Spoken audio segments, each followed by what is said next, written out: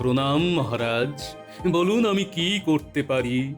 রানীর গলার সীতাহার চুরি গেছে, তোমাকে চোর ধরে দিতে হবে। চোর চোর, ক্রিং মিরিং ছুং হন্তমন্ত ছিড়িং ছাক। গায়ে কাঁটা দিচ্ছে।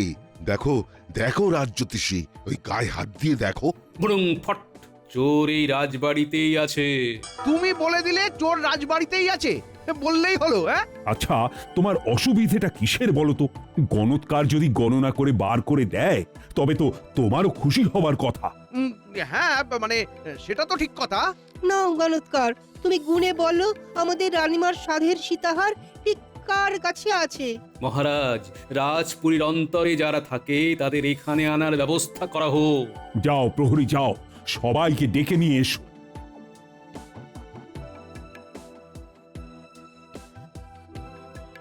ওফ, কি অসাধারণ অভিজ্ঞতা! মন্ত্রীমশাই এত চিন্তিত কেন?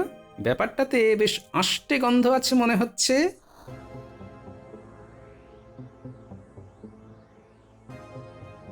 আমরা সবাই এসে গেছি। আমরা এই 6 জন রাজপুরীর অন্দরমহলে থাকি, আর বাদবাকি সবাই বাহির মহলে থাকে। আমার এই ঝোলায় 6টা জাদু কলসি আছে, তোমরা এই 6টা কলসি নাও। এই নাও কলসিগুলো।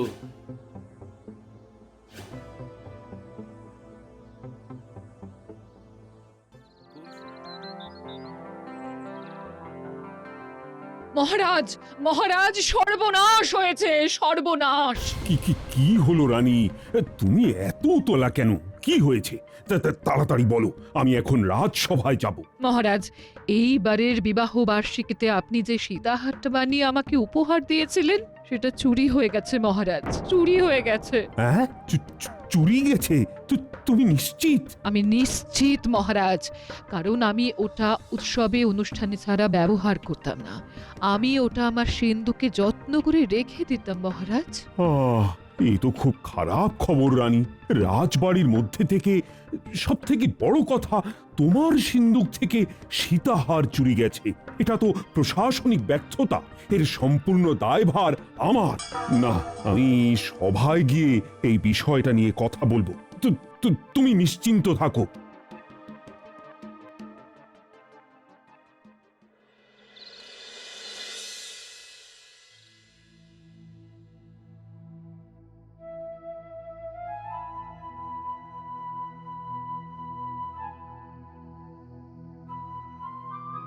কি হলো মহারাজ, আপনার মুখটা থমথম করছে কেন? কোনো বিপদ আপদ ঘটেছে নাকি? আর কি বলবো, কপাল আমার খুব খারাপ। রানীমার খুব প্রিয় একটা গহনা রানীমার সিন্দুক থেকে চুরি হয়ে গেছে। কি বলছেন মহারাজ? এ তো ভয়ঙ্কর কথা, রাজবাড়িতেই চুরি। সেনাপতি, কাল রাজসভা পাহারায় কে ছিল? আগে মনোহর প্রহরী ছিল মন্ত্রীমশাই। মহারাজ, আপনি একদম নিশ্চিন্তে থাকুন। আমি চোর ধরে রানীমার গহনা রানীমার হাতে তুলে দেব। সেনাপতি, কাল যে প্রহরী রাজসভার পাহারায় ছিল তাকে ডাকো, আমি তাকে কিছু জিজ্ঞাসাবাদ করব। ঠিক আছে মন্ত্রীমশাই, আমি ওকে ডাকতে পাঠাচ্ছি। এই, কে আছো? ওই মনোহর প্রহরীকে ডেকে নিয়ে এসো তো। মন্ত্রীমশাই, আপনার কি মনে হয় চুরিটা কোনো বাইরের লোক করেছে? সেটাই তো তদন্ত করে বার করতে হবে। ওকে তো ডাকছি। এগুলো তোমার বিষয় নয় গোপাল, তোমার কাজ লোককে মনোরঞ্জন করা। তুমি সেটাই ভালো করে করো, কেমন? হ্যাঁ গোপাল, তুমি এই বিষয়ে কোনো কথা বলো না, এটা তো মন্ত্রীর কাজ। প্রণাম মহারাজ। প্রণাম সেনাপতি মশাই, আপনি আমাকে ডেকেছিলেন? হ্যাঁ, তুমি কি জানো কাল রানীমার সিন্দুক থেকে রানীমার বহুমূল্য গহনা কেউ চুরি করে নিয়ে গেছে? তুমি কাউকে সন্দেহজনকভাবে ঘুরে বেড়াতে দেখেছো নাকি? না সেনাপতি মশাই, আমি সেই রকম কাউকেই ঘুরে বেড়াতে দেখিনি। ঠিক আছে, তুমি এখন যাও, আমি দরকার পড়লে আবার ডেকে পাঠাবো। কিছুই তো বোঝা গেল না মন্ত্রী। মহারাজ, কিচ্ছু ভাববেন না, আমি তো তদন্তের ভার নিয়ে নিয়েছি নিজের হাতে। আমি রানীমার গহনা ঠিক বার করে দেব, কোনো চিন্তা নেই। দেখা যাক কোথাকার জল কোথায় গিয়ে দাঁড়ায়। মহারাজ, গহনাটা কি? সীতাহার, রানীকে এই বছর বিবাহ বার্ষিকীতে উপহার দিয়েছিলাম। আমার তো মনে হয় এই চুরি রাজবাড়ির ভেতরের লোক ছাড়া কেউ করেনি। ঠিক আছে, দেখা যাক। আজকের মতো সভা মুলতুবি করে দিলাম। আমার শরীরটা খুবই খারাপ। যথাজ্ঞা মহারাজ। এবার আমি আমার কাজ করব। আমরা তাহলে আজ আসি মহারাজ। ঠিক আছে। আমি সবার শেষে রাজপ্রাসাদের বাইরে যাব।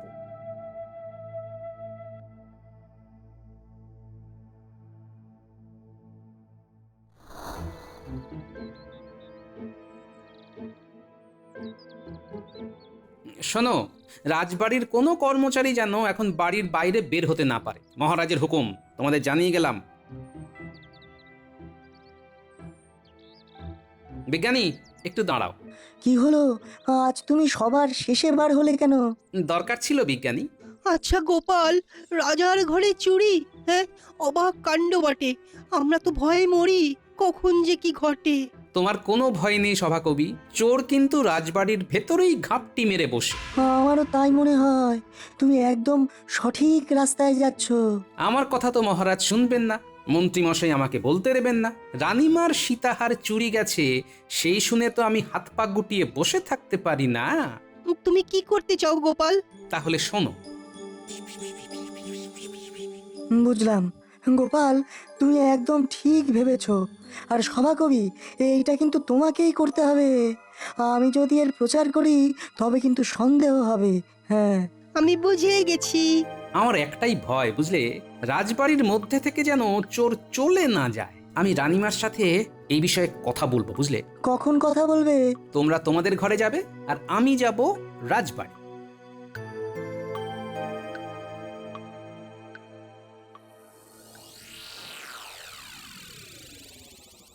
দাসী, কিছু বলছেন রানীমা? তুমি চমকে উঠলে কেন? আজ সকাল থেকে যা ঘটনা ঘটছে তাতে সবার মনের ওপর খুব চাপ পড়ছে রানীমা। জানি দাসী, কিন্তু একটা কথা কি জানো? সোনা হারানো বা চুরি যাওয়া খুব খারাপ লক্ষণ। জানি না কি অমঙ্গল ডেকে আনছে জীবনে। তুমি যাও দাসী, আমাকে একটু একা থাকতে দাও, যাও। যথা আজ্ঞা রানীমা।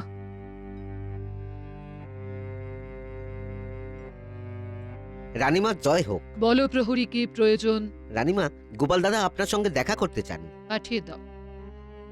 আমার কেমন যেন মনে হচ্ছে, যদি আমার সীতাহারকে উদ্ধার করতে পারে তবে সেটা গোপাল। কিছু কথা ছিল রানীমা। বলো তুমি গোপাল। রানীমা, আমি আপনাকে কথা দিলাম, আপনার সীতাহারে যে চুরি করেছে তাকে বামাল সমেত ধরে আপনার সামনে আনবো। আমার তোমার উপর সেই বিশ্বাসটুকু আছে গোপাল। মহারাজ আমাকে এই তদন্ত থেকে সরে থাকতে বলেছেন, কিন্তু রানীমা, আপনার গহনা চুরি গেছে, এই ছেলে কিভাবে চুপ থাকবে বলুন তো? আমি অন্য পথ অবলম্বন করব। ঠিক আছে, তুমি তোমার মতো কাজ করো, আমি মহারাজকে কিছু জানাবো না। আমার একটা অনুরোধ আছে রানীমা। বলো। মহারাজকে বলে শুধু একটা কাজ করান, রাজবাড়িতে যারা থাকে তারা যেন কেউ বাইরে না বেরোতে পারে। কেন, তোমার কি ধারণা এই কাজ রাজবাড়ির ভেতরের কারোর? হ্যাঁ রানীমা, তবে এই কথা যেন মহারাজ জানতে না পারেন। ঠিক আছে, আমি মহারাজকে আমার মতো করে বলবো, তুমি নিশ্চিন্তে থাকতে পারো। শুভরাত্রি রানীমা।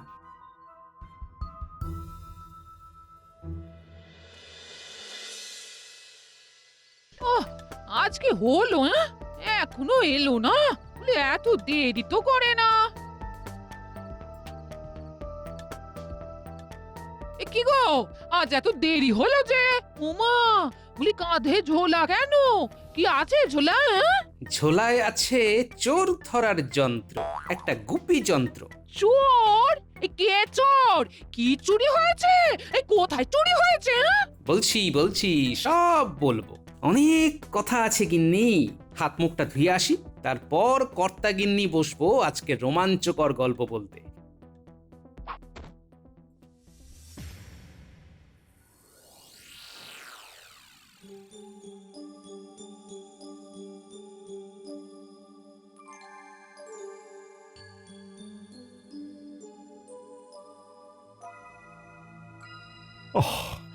রাজবাড়ি থেকে চুরি! আমি ভাবতেই পারছি না রানী, কিছুতেই ভাবতে পারছি না। পাহারা বাড়ান মহারাজ, আর একটা কথা ঘোষণা করে দিন, রাজবাড়ির মধ্যে যারা কাজ করে তারা যেন কিছুদিন বাইরে না যায়। সীতাহার পেয়ে গেলে তারা স্বাভাবিকভাবে কাজকর্ম করবে। ঠিক আছে, তাই হবে। মন্ত্রীমশাই কি ভাবছেন? এই মন্ত্রীমশাইয়ের উপরে আমার বিন্দু মাত্র ভরসা নেই। না না না, মন্ত্রী বলেছে খুব তাড়াতাড়ি চোর ধরা পড়ে যাবে। হলেই ভালো। আচ্ছা, এই চুরি সম্পর্কে গোপালের কি মত? গোপাল অনেক কিছু বলতে এসেছিল, আমি গোপালকে কিছু বলার সুযোগ দিইনি। আচ্ছা, ও এই সম্পর্কে কি কথা বলবে বলো তো? শুধু শুধু কিছু সময় নষ্ট আর শক্তি ক্ষয়। বুঝলাম। এবার বুঝলে তো তোমাদের কি করতে হবে? বুঝেছি, আমাদের প্রচার করতে হবে। সত্যি বলি, তোমার কি বুদ্ধি! রানীমার পছন্দের সীতাহার নিয়ে চোর পালাবে? অত সোজা? আচ্ছা, একটা কথা, এই যে তুমি রাজসভায় থাকবে না, তাতে মহারাজের সন্দেহ হবে না? আরে বাহ, তুমি দেখছি ঠিক আমার মতোই ভাবছো। এই তো, এই না হলে গোপালের গিন্নি। তুমি ঠিক ভেবেছো। আমিও কি করব ভেবে নিয়েছি। তুমি কি করবে গো? আমি এমন বিরক্ত করব যাতে করে মহারাজ বিরক্ত হয়ে আমাকে রাজসভা থেকে বার করে দেবে। ব্যাস, রাস্তা পরিষ্কার। কি বাবা রে বাবা, বলি সত্যি বুদ্ধি বটে তোমার।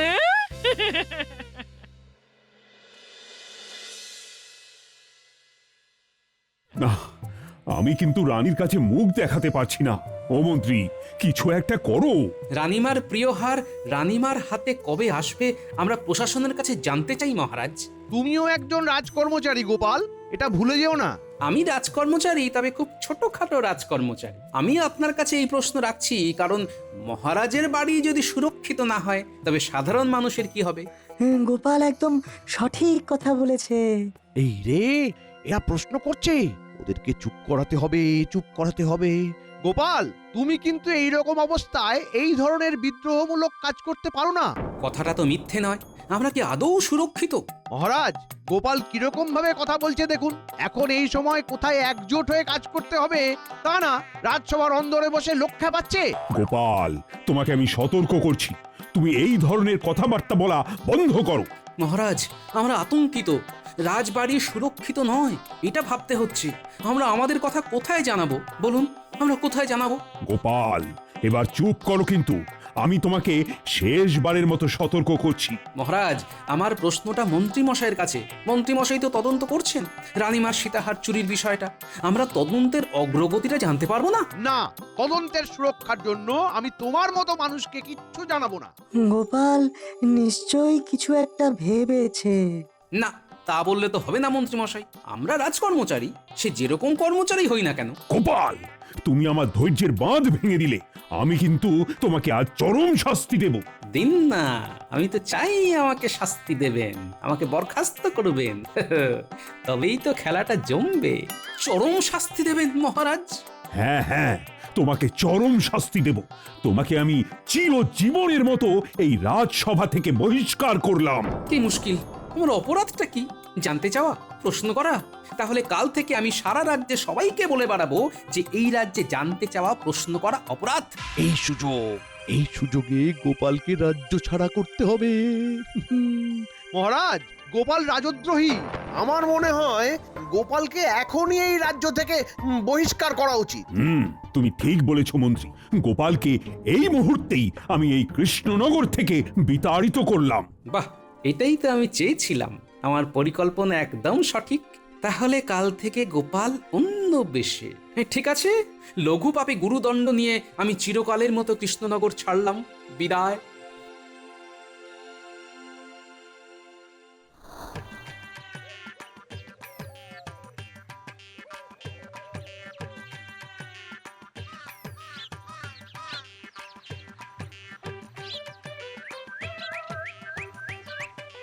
ভালোই হলো, পুটিদের সাথে দেখা হয়ে গেল। কাল তো ওদের সাহায্য লাগবে।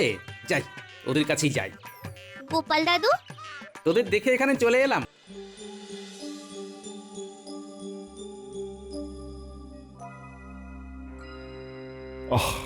অনেকগুলো দিন হয়ে গেল মন্ত্রী, কিন্তু চুরির তো কোনো কিনারা হলো না। আমি যে রানীর কাছে মুখ দেখাতে পারছি না, এদিকে একটার পর একটা দিন চলে যাচ্ছে। আমি তো চেষ্টা করছি মহারাজ। চেষ্টা সে তো গত কয়েকদিন ধরেই করছো, কিন্তু তাতে কি চিড়ে ভিজবে? এখন তো মনে হচ্ছে গোপালকে তাড়িয়ে দিয়ে খুব ভুল করেছি। ও যে কোথায় গেল, ঘরেতেও নেই। থাকবে কি করে? আপনারা তো দুজনে গোপালকে কৃষ্ণনগর থেকে তাড়িয়ে দিলেন। উরি বাবা, কি ক্ষমতা! আমি হলাম অবাক। তুমি আবার কিসে অবাক হলে সভাকবি? গাছতলায় এক গণৎকার বসেছে, সে যা বলছে যাচ্ছে মিলে। 3-4 আম পেড়ে দিচ্ছে একটা মাত্র ঢিলে। সভাকবি, তুমি ঠিক কি বলছো আমি বুঝতে পারছি না, ঠিক করে বলো না। বড় রাস্তার মোড়ে ওই গাছতলায় এক বিরাট গণৎকার বসেছে। সভাকবি, শেষে তুমিও হাত টাত মেলালে? কি যে বলো বিজ্ঞানী, যা দেখলাম তাতে আমি হয়ে গেছি একেবারে বোকা। সবার ভাগ্য বলে দিচ্ছে, বুড়ো হোক বা খোকা। হ্যাঁ, আমার ভাগ্য বলে দেবে? দেবে মানে হাতে আছে আতস কাচ, সেই কাছে দেখছে ভাগ্য আর করে দিচ্ছে সমাধান। সত্যি নাকি? নয়তো কি। ডেকে আনো প্রহরী, ওই গণৎকারকে চাই। মহারাজ মহারাজ, এইসব ভুয়ো গণৎকারকে কেউ বিশ্বাস করে? আহ, তুমি থামো তো, তুমি একদম কথা বলবে না। এতদিন তো সময় পেলে, তা কি করলে? এখন তো আমার যা তা অবস্থা। না, যা থাকে কপালে। প্রহরী, যাও যাও, তুমি গণৎকারকে নিয়ে এসো, আমি দেখি সে রানী সীতাহার বার করে দিতে পারি কিনা। যথা আজ্ঞা মহারাজ।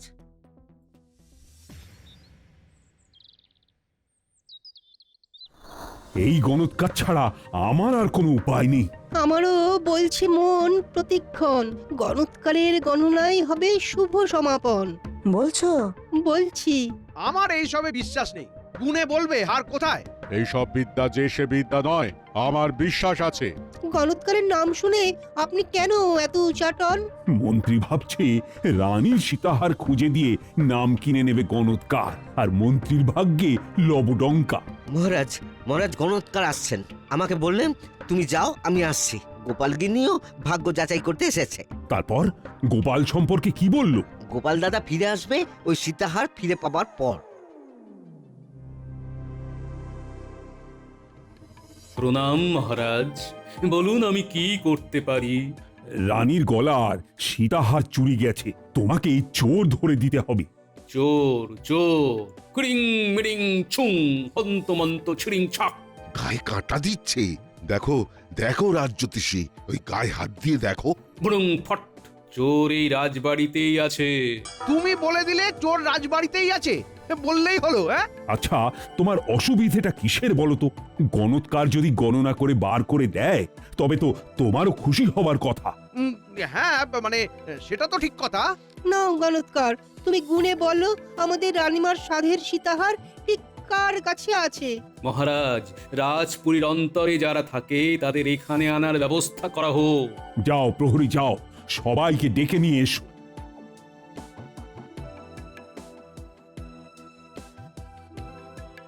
ওফ, কি অসাধারণ অভিজ্ঞতা! মন্ত্রীমশাই এত চিন্তিত কেন? ব্যাপারটাতে বেশ আষ্টে গন্ধ আছে মনে হচ্ছে।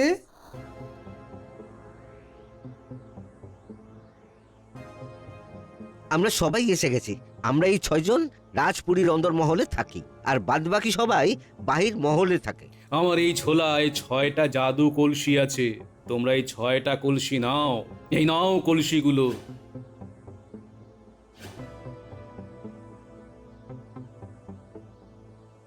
কলসিগুলো হলো জাদু কলসি। আমি যাবার আগে এই কলসিগুলোতে অর্ধেক জল ভরে যাব। কাল সকালে রাজবাড়ির বাইরে প্রত্যেকে নিজের নিজের কলসি নিয়ে দাঁড়িয়ে থাকবে। আমি কলসি দেখে বলে দেব কে চোর। কি কি কি করে? মহারাজ, যে চোর তার কলসির জল কলসিতে অর্ধেক থাকবে না, কলসি পূর্ণ হয়ে যাবে। বাহ, এবার জমবে মজা। চোরের অবস্থা হবে ভাজা ভাজা। আর একটা কথা, মধ্যরাতের পর আর কলসিতে হাত দেওয়া যাবে না। মধ্যরাত থেকে সকাল পর্যন্ত সব কলসি বাইরে রাখতে হবে। তখন কলসিতে হাত দিলে সর্বনাশ হবে। এটাই জাদু কলসির বিশেষত্ব। ঠিক আছে, আমি প্রহরীকে আদেশ দিচ্ছি, মধ্যরাতের পর সব কলসিগুলো নাম লিখে বাইরে এসে পাহারা দেবে, যাতে কেউ কলসির ক্ষতি করতে না পারে।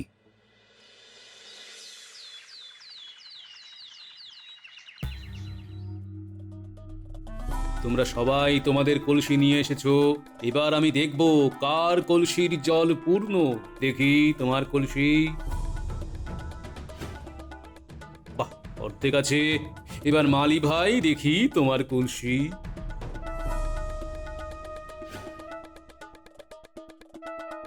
ও বাবা, তোমার কলসিও তো অর্ধেকই আছে, যাও তুমিও মুক্ত। গণৎকার, এখানে যারা আছে তাদের প্রত্যেকের কলসি অর্ধেকই থাকবে, কারণ তারা বহু বছর ধরে আছে এবং তারা খুবই বিশ্বাসী। সে তো একটু পরেই আমাদের জানা হয়ে যাবে, আর কিছু মুহূর্ত পর জানতে পারবো। এবার দাসী, দেখি তোমার কলসিটা। মহারাজ, তাজ্জব, এই কলসির জল তো ফাঁকা। মানেটা কিছু বুঝতে পারছেন? দাসী, তুমি সারা রাত ঘুমোওনি, তোমার চোখের কোলে কালো রাত্রি জাগার দাগ স্পষ্ট। মানেটা কি হলো? মহারাজ, চোর এই দাসী। কি বলছো গণৎকার? ওর কলসির জল তো পূর্ণ হয়নি, তবে রানীমা, আমি একটা মনস্তাত্ত্বিক পরীক্ষা করেছিলাম। এই কলসিগুলোর মধ্যে কোনো জাদু বা বৈদ্য কিছুই নেই। দাসী মনে মনে জানতো যে সে দোষী, তাই কলসি পাওয়া মাত্র অর্ধেক কলসিরই জল ফেলে দেয়।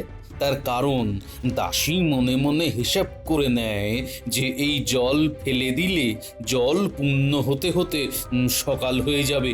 অনেক হয়েছে, অনেক হয়েছে তোমার গণনা, এবার তুমি যাও। না, তুমি যাবে না। আমি বিষয়টা বুঝতে চাইছি। সবার জল একই রইল, শুধু দাসীর কলসিতে জল ফাঁকা। এটাই তো খটকার বিষয়। দাসী, তুমি স্বীকার করো। রানীমা, আমার খুব অন্যায় হয়ে গেছে রানীমা, আমি দোষ করেছি। কি মন্ত্রীমশাই, এবার আপনার বিশ্বাস হলো তো?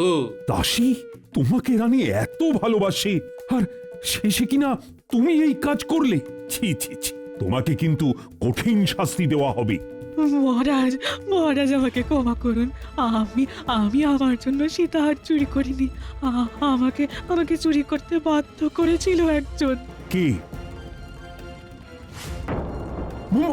মন্ত্রী? তুমি?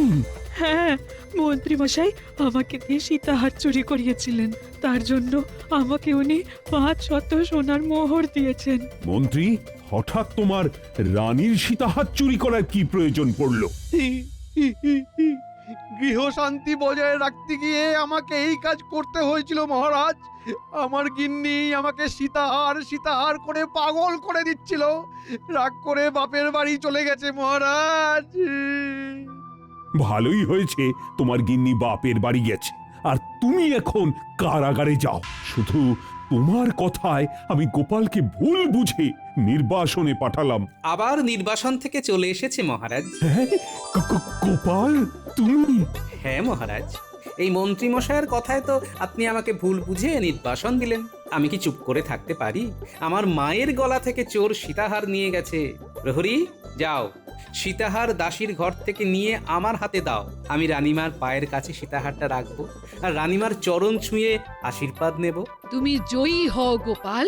আমার একটা অনুরোধ রানীমা, দাসীকে ক্ষমা করে দিন রানীমা। দিলাম করে ক্ষমা।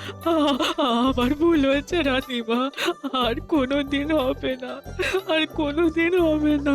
জয় গোপালের জয় জয়।